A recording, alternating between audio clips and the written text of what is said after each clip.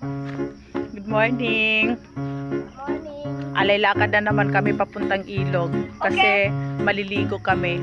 Ayan na naman yung mga kasama ko. Yung isa, si Jumong.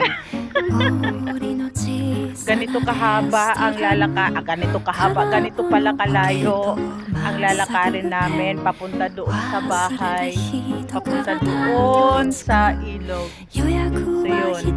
Eto't naglalakad na kami papunta sa kabila dahil nandoon ang ilog. Itong mga kasama ko, pasaway. Ang layo-layo na nga lang lalakarin namin papuntang ilog. Naghahanap pa sila ng lawa. Diyos ko Lord. Papasok na kami dito. Ngayon, hindi pa kami nangalahati papuntang ilog ha. Ito yung ambience dito, mga frenny. Ayan, kung nakikita nyo, puro puno ng mangga. Opo, mga puno ng mangga po to dito. Wala pang mga bunga. Hinihingal na ang person. Hinihingal lang maglakad. Hoy, dali, pagdali, Ginoo ko. Bisaya ko dai. Nagtagalog lang. Okay, Dad. Oh, okay daw dai. Mga kauban ako dai. Puro mga bata dai. Mga kuan ako. Mga anong ahas? Aha. May ahas daw doon. Hindi. Hindi daw.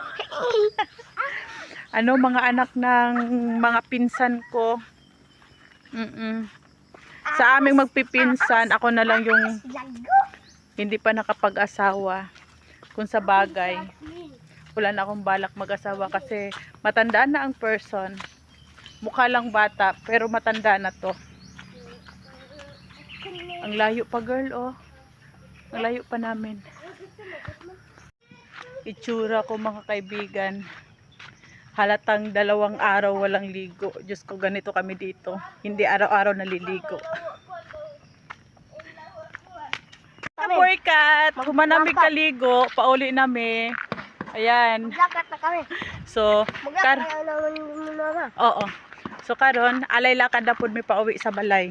So mauna ni. Lami kay tanan maligo sa suba kay tinaw kay tanan ang tubig. Unya bugnaw pa jud. So refreshing jud ang feeling.